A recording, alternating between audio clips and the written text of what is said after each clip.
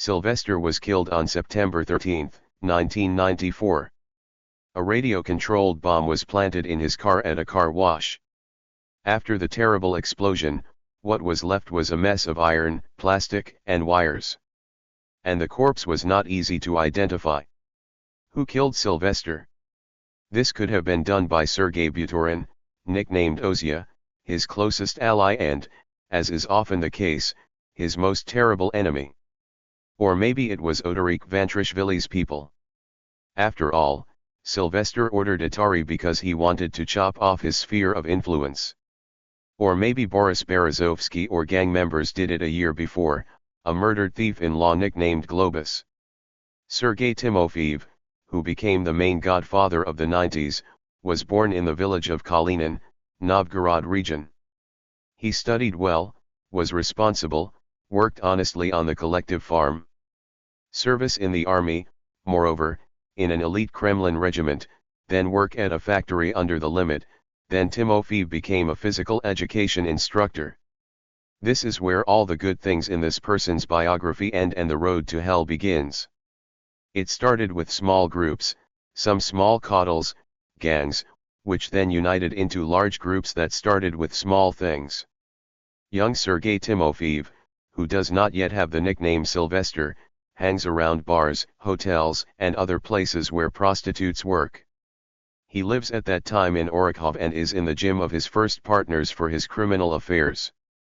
They bombed prostitutes, that is, they took tribute from them, then they took tribute from traders in Orakhovo Borisov in the southern market. Sergei Timofeev's people shook everyone in a row. At first, the main income came from the scared-to-death owners of small cafes and stalls. But then the bandits found a truly gold mine.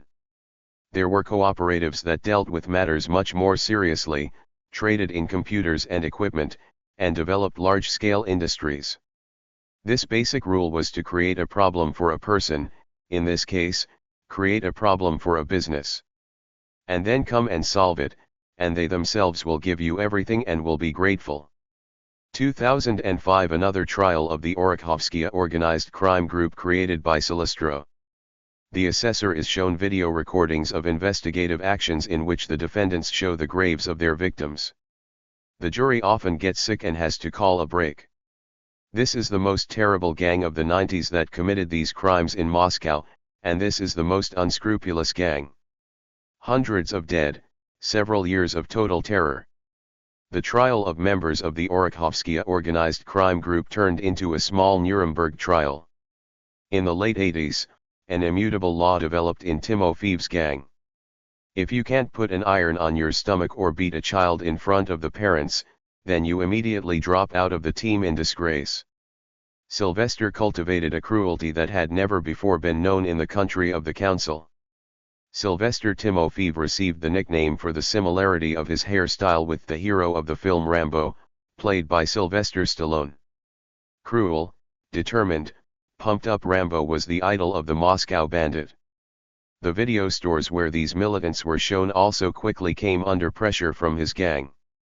Sylvester controlled 30 banks, 20 huge trading firms, hundreds of shops, restaurants, and car dealerships, a dozen casinos and, most importantly, all the major markets of the capital. Imagine that there were then these wholesale markets without end and edge and black cash. So they didn't have time to carry bags of money. They were constantly just traveling, which means they were carrying all this cash in simply huge amounts. And this man, whom the Bratva would later call the general director of the underworld, began to receive his first big money from playing thimbles. They extract money from gullible simpletons using simple deception. Nobody revealed the secrets, but then it became clear that it was impossible to win. This is not a lottery and you lose all the time.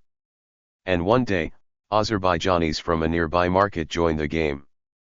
Having lost a large sum of money, the merchants realized that they had been blatantly deceived, a skirmish began, and then a fight, reinforcements arrived to the losers. And Sylvester's brigade suffered a shameful defeat. Since then, Sylvester became a fierce opponent of people from the Caucasus and throughout his short life he broadcast simply vile nationalist ideas. At this time, an influx of Caucasian groups will begin in Moscow. They come here from the Caucasus, and here they are trying to take their piece. But here we have our own locals, problems begin, fights begin, arrows and graters begin, relationships are clarified. And Sylvester declares war on this mafia, having already a powerful Orikhovskaya organized crime group under her command. In the late 80s, he teamed up with the Solntsevskaya group. And the Solntsevskis, led by Mikhailov, so to speak called Mikas, simply joined the Orikhov group. Sylvester's image deserves special attention. In Soviet times, he always dressed deliberately modestly and did not stand out from the grey crowd. When he became one of the most influential authorities in the 80s, he adhered to gangster fashion, sweatpants and a leather jacket. But when his organized crime group began to get involved in various businesses and attack the bankers of large entrepreneurs, the appearance of the lads and Sylvester himself began to change. Timofeev encouraged everyone to wear business suits and demanded that tattoos be hidden and removed. Brytkov with golden teeth transferred to the infantry, that is, he gave them exclusively dirty work. I've never taken serious shooters. There is a version that Sylvester had reliable partners in law enforcement agencies. And I found them when I went to jail in 1989. Instead of 8 years, he spent only 2 years in prison and his sentence was reduced because he made it clear that we would be friends and work closely together. Former criminal Viktor Kogan, nicknamed Manya, tried to explain to the Orikhovskis that they were not acting according to concepts. He ran a hall with slot machines and was not going to share it with the impudent Sylvester. Following him, within another 6 months, another 5 or 6 major authorities died. At the beginning of his criminal career, Sylvester had the nickname Tractor Driver. On the one hand, reminiscent of his first village profession and on the other, emphasizing his working methods. He hit his enemies like a tractor. He brought them under him like a tractor. But by the beginning of the 90s, Sylvester began to be respectfully called Ivanovich. His authority was enormous, because he united disparate gangs that had previously senselessly destroyed each other. Everyone now worked for the common cash desk, recognizing the leadership of Nuts. He gathered everyone at the Medvedkovo Stadium, a large stadium. And according to testimony, there were about 4,000 close associates there. And he says, "Bro, well, that's not what you're doing, why the hell are you tearing each other's throats? We need to work differently. We must now enter into legalization and engage in commercial matters. That's where the money is circulating. And you divide the pennies among yourselves." And I must say that he convinced the lads. Vyacheslav Ivankov heard about Sylvester's exploits. In the history of Russia he remained under the nickname Yapankik. At this time, Yapankik is keeping an eye on the Russian criminal world from warm Miami. He invites him to a shootout in America. Sylvester goes to Miami. There they meet with Ivankov. Ivankov hands him the golden key. This is the key to the castle of all Moscow. Now Sylvester can resolve any issues throughout Moscow. Having heard about Yapankik's blessing, old representatives of the criminal world, living according to old concepts, called Sylvester for a conversation and invited him to be crown thief-in-law. After all, he kept all of Moscow in fear. He was the head of the most powerful organized crime group. But Sylvester, to their surprise, refused the crown. He didn't recognize the brand at all. He didn't need it. He is an authority. Sylvester followed all the businesses that were gaining momentum in the dying Soviet Union. And he quickly collected information about areas where big money was circulating. And in the late 80s, pop music came to the attention of the general director of the underworld. Various artists who travel all over the country with concerts. They have a lot of money. The artists are being harassed by all and sundry, provincial bandits, and even on tour. And of course, representatives of the capital's organized crime groups, who persistently offer protection and demand no less than 20% of the millions earned during concerts. as soon as they realized that show business brings some profit and this is basically black cash. Accordingly, all criminal structures rushed into this business. Roma Zhukov will never forget how the people of Sylvester came to him. He said goodbye to life. And the police did not look for bandits. Sylvester even came into conflict with the diva. Alla Pugacheva always had high patrons. She was sure that she knew how to solve any problems, including those with the criminal world, but she lost in the fight with Sylvester. Alla Borisovna wanted to open her own song theater, which was to be located in the Forum Cinema. The singer wanted to use the abandoned and useless Cinema Forum on the Garden Ring as a song theater. The mayor's office gave the go-ahead and the money was found, but Sylvester didn't like the idea. Silvestrov said that without his knowledge, not a single theater in Moscow opens or closes, and to this day even this theater does not exist. The conflict became more and more dangerous for the artist. And by 1994, there was not a single famous artist who would not have come under pressure from the main bandit of the capital. If we talk about income, then Sylvester probably ended up with several $billion in his pocket. This is only official. If we also take what was unofficially, we can at least double the amount. The police are well aware of how Sylvester's business works. But why did he remain free? What has always saved the king of the criminal world? Nobody denies this and we know it. Huge connections with corruption of power. Sergei Timofeev, nicknamed Sylvester, began to extract huge amounts of money from everyone he could intimidate, rob and kill, while calling himself a businessman. He considered himself a man of a new formation. He could say that he was the CEO of the underworld. He was the manager of this underworld. Huge money was circulating there. In 1990, a historical acquaintance took place between Sylvester and Grigory Lerner. A graduate of Moscow State University, a brilliant intellectual who became the chief accountant of the Orikhovskaya organized crime group. Before that, Lerner spent a short time in prison for fraud. He was a dandy and a fop.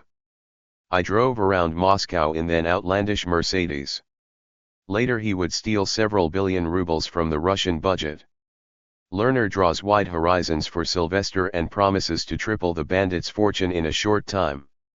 Selektorov then said, "Meet our financier Grisha. He will spin our money. Urgently bring him the money here." And brother Vanya slowly carried out Timofeev's order. Lerner was given several bags of cash that members of the organized crime group had recently collected from traders in the markets. And the cunning financier promised that he would profitably spin them on the newly opened stock exchange. Of course, the lads did not understand how stock exchanges and banks work. But after a month of cooperation with Lerner, I realized that Sylvester made the right decision when he made this dude the chief accountant. Back in the early 80s, Grisha Lerner met Olga Zlobinskaya in one of the prestigious Moscow bars. She was pouring drinks behind the counter. She immediately liked the enterprising man with a fat wallet. Zlobinskaya was actually calculating and logical. She calculated many moves several steps ahead. They lived in a civil marriage. And everything was fine until Lerner announced to his wife, "Sylvester has a crush on you. And it's better if you're with him." At first, Zlobinskaya was terribly angry, created scandals and didn't want to go to the head of the Orikhovskaya. But Lerner was able to convince her to move into his new boss's apartment. Olga headed the Moscow Merchant Bank, which was the full property of Sylvester and served various organized crime groups. From the outside it was quite a decent business, headed by an elegant business lady, and patrons from the highest authorities. There are many influential Russian officials of the highest rank. They did not consider it shameful to directly participate in various stories, which the triangle Sylvester, Lerner, Olga carried out at different times in the 90s. Zlobinskaya and Lerner looked decent. Businessmen invested money in various business schemes and placed their money in the accounts of a Moscow merchant bank. But at the slightest attempt to get their profit or take the money back with interest, They came face to face with Sylvester's bulls and quickly realized that if they wanted to stay alive, they had to forget about money. Sylvester captured more and more spheres of influence. But it would be better if they always worked with Lerner together, without involving women. Olga Zlobinskaya made a terrible mistake. She quarreled with Boris Berezovsky. Sergei Timofeev, who went down in history with the nickname Sylvester, began creating his own group back in the 70s. And when perestroika began and power weakened in the country, he became the main crime boss in the capital. But he called himself a successful businessman. He could afford a lot. He made acquaintances with big people. Sylvester's people received loans from different branches of Sberbank. Then the amounts were converted into foreign currency and transferred to Switzerland and Israel to the accounts of firms controlled by Sylvester, and Sberbank remained empty-handed. Sylvester's right-hand Grigory Lerner, who was the chief accountant of the crime syndicate, led a luxurious life and did not hide the nature of his wealth. He wore very expensive clothes. I could leave $2,000 in a restaurant in an evening. In 1992, he was briefly jailed for fraud, but was quickly released. And despite the fact that the amounts he stole from various people and organizations were simply fantastic, the case died down and was forgotten. The power was still toothless. It is natural that in this vacuum of power it was filled with new, as they say, forces, new elements, more arrogant, more aggressive, feeling impunity there at that moment. Particularly terrible was the attempt on the life of thief-in-law Andrei Iseev, nicknamed Painting. Sylvester's people drove a car bomb to the entrance where he lived and blew it up when the boss left the house. The Painting survived, but his bodyguard died. And 2 schoolgirls were wounded. Innocent victims have always been a signature feature of Sylvester's reprisals. A cafe waitress died during an assassination attempt on the leaders of the Izmailovskaya organized crime group. During the murder of the leader of the Kursk group, 3 passers-by were shot. In terms of cruelty, they could be equated to sadists. This was the most brutal gang in Russia. The Orokhovskys never observed the laws of the thieves' world, which prohibited offending the weakest, women and children. Sylvestrov and his people spoke directly to the thieves-in-law. Their time ended along with the Soviet Union. Now they determine all the rules. And the nuts will be killed regardless of the thieves' crowns. And they left.